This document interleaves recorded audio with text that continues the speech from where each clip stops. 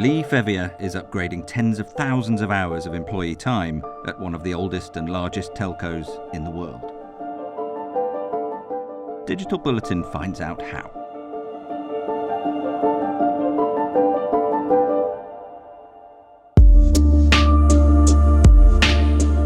In 1846, in a modest office nestled in the smoggy shadow of the Bank of England in London, the world's first telecoms company sparked into life. William Fothergill Cooke had abandoned his career as a doctor to combine with brilliant experimental engineer Charles Wheatstone to bring his revolutionary signalling system to the public. The telegraph had gone mainstream. Their company, the Electric Telegraph Company, would go on to utterly transform the way society communicated. Via railways, overhead cables and paddle steamers, ETC networked the nation with mutton-chopped Victorian vigour before expanding across the waves into continental Europe. And all before it was old enough to buy a drink. It was the social media unicorn of its day. ETC would go on to form the centrepiece of a nationalised telecoms monopoly in the UK, part of the General Post Office, which spent the next 100 years innovating new technologies and digging telecoms infrastructure into the fabric of the land. Eventually, 138 years after its entrepreneurial beginnings, the GPO decided to carve off its telecoms operation. British Telecom was born, a fresh, new, privatised enterprise possessed of a heritage longer and richer than any other in the world.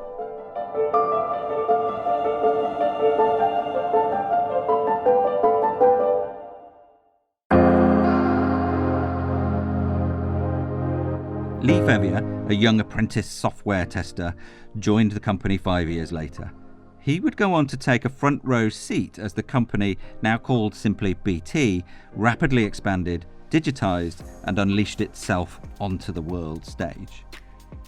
He says there were many such endeavours within the organisation at the time, grappling as it was with the structural hangovers of privatisation and the challenge of preparing the national infrastructure it maintained for the internet age. I've done lots of different jobs in the company in the last 30 years. One of the great things about BT is the diverse nature of all of the different roles in the company. So there were some very big, complex transformational programs that I managed there. And then I find myself now here doing this role, looking at the technologies required to support our automation ambitions in the company. Feaviour sits amongst his team in an open plan office beneath BT's Pegasus Tower, a 1970s-era monolith overlooking the company's sprawling Adastral Park research campus. Situated on the coastal edge of eastern England, the park was built before privatisation on the site of a former experimental aircraft base. It now boasts companies such as Fujitsu, Cisco and Juniper Networks amongst its tenants.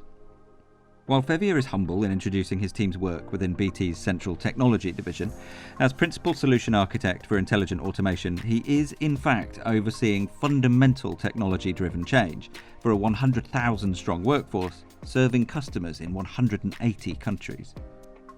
The overriding objective of Feaviour's team is to release the potential of automation technologies to both transform the experience of working at BT for the better and provide a continuously improving experience for BT's customers around the world. Robotic process automation, or RPA, is where we take simple, repetitive, mundane tasks that humans do and we train software robots to perform those activities instead. The benefits are to the employee, the person doing that task, because we can make their job more interesting, taking away the button clicking repetition that's not particularly interesting. But crucially, it's not value add. We can then move them on to higher value work and deal with actual customers or complex issues. BT's first RPA application went live relatively recently, in April 2017. Its chosen partner to deliver the work was UK-based Blue Prism, recognised as the original pioneer of back-office process automation. Just 2.5 years down the road, BT has already leveraged Blue Prism's platform to automate 163 individual processes using 266 robots, or digital workers. Together, that amounts to more than 20,000 hours per month of manual effort saved. This is being used to facilitate growth in certain teams, who can now take on more varied work. And it's an enabler for bringing call centres back into the UK, something BT's customers have said they'd like to see. The goal is to drive exponential growth in the number of menial hours saved by BT's employees to further improve both customers' and employees' experiences. Feaviour uses the application of RPA to his own department as a benchmark. In technology, we are currently saving approximately 1,800 hours per month, every month. The ambition is by the end of this year to move that up to 4,000 hours per month, by the end of next year to be 10,000 hours per month, and by the end of the following year 23,000 hours per month. So effectively for the next 3 years to double and then double again. So we have a huge growth ambition within the technology delivery, and where we support the rest of the business. The idea is that by showing the art of the possible within technology, that they will similarly kind of step up and accelerate their own automation so we can really drive value across the business. As many a transformation leader has discovered the hard way, however, simply demonstrating the art of the possible isn't enough. A lesson quickly learned, says Feaviour, was that the success of his team's automation deployments was dependent on forging strong stakeholder ownership across the business. For that reason, BT has rolled out what he calls a federated delivery model. The technology division has its own delivery hub while owning the platform and an automation centre of excellence, with other hubs nested in BT's CFUs, or customer-facing units, as well as group business services, which deals with many of BT's back-office functions.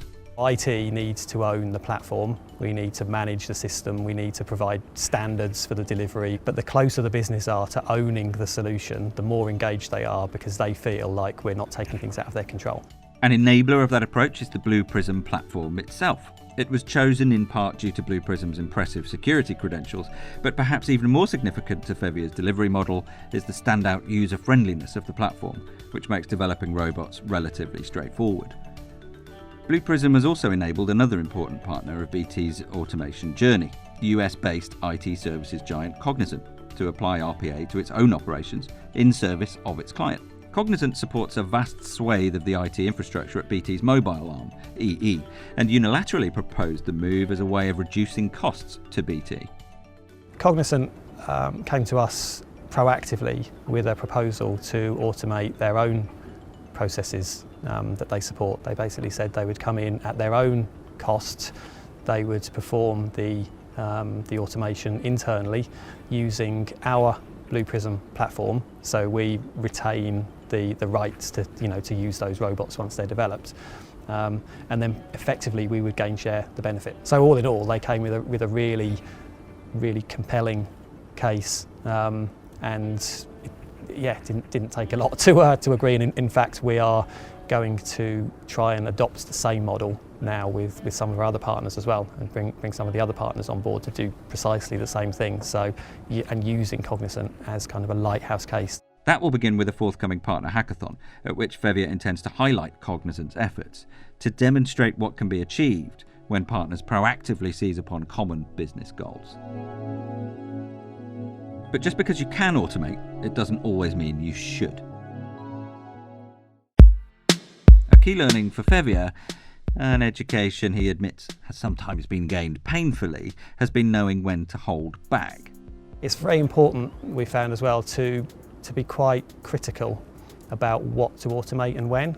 So it would be quite easy to just throw the net out there and say, find every process that people do, is it repetitive, is it data driven, right, let's automate it. That's not necessarily always the right approach.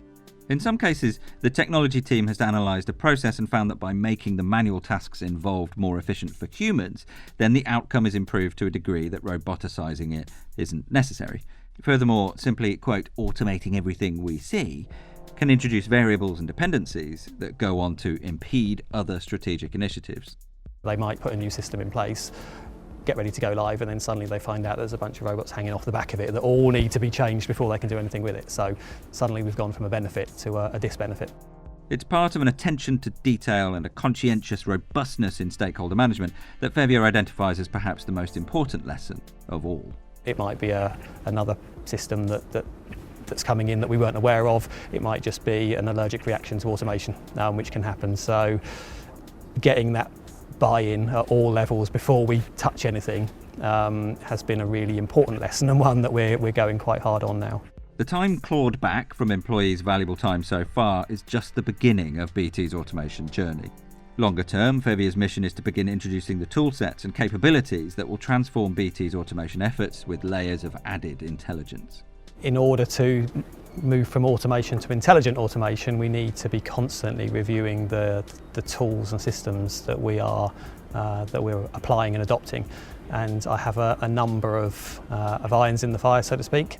Currently on Feaviour's roadmap are efforts to put robots to work overnight in service of employees' next day mornings, and assisting call centre workers by intelligently loading up their access to the multiple systems they need to serve customers quickly. Then will come robots to enhance the role of BT's existing optical character recognition capabilities, and applying human in-the-loop functionality. That's a system to sit over the top of otherwise unattended robots to trigger them on demand, or create processes that chain their activities together via a decision-making junction involving a human.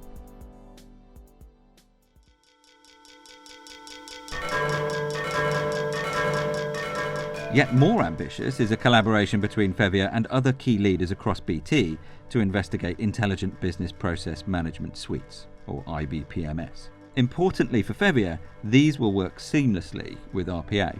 IBPMS systems are emerging that expand upon traditional BPM tools by streamlining both the acquisition and analysis of vast amounts of data, allowing for immediately actionable insights and fast, iterative process improvements. A hackathon was held at Astral Park earlier this year involving a number of IBPMS vendors working on use cases presented to them by BT. A key requirement laid down by Feaviour was that robots can be triggered from the IBPMS tool. Those tools are basically designed to orchestrate the human processes and activities. So it's not robotic process automation as such, but it's trying to make sure that where it's effectively a headless solution that sits across multiple systems, and then it will take the data from those systems and help to orchestrate a person's journey through that to make it far more efficient. Artificial intelligence is another area Feaviour predicts will become a crucial component of BT's automation journey over time. The first steps are already being taken. We're currently assessing some specific use cases about how we need to apply intelligence to our automation, and then what are the right artificial intelligence vendors and tools that would best meet that. Chatbots are a hot topic at BT, not just in a basic form to find efficiencies through quick Q&A conversational interfaces, but extended to integrate with RPA processes so the chatbot can actually take action. Another AI use case concerns classifying incoming emails, of which there are many.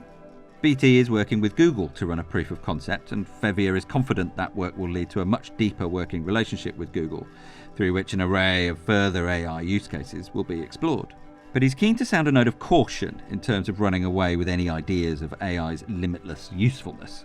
Unsurprisingly, Feaviour reveals that a lot of AI vendors are, quote, quite interested in BT right now, and the core focus is to corral that interest into something clear-eyed and specifically applicable to the business.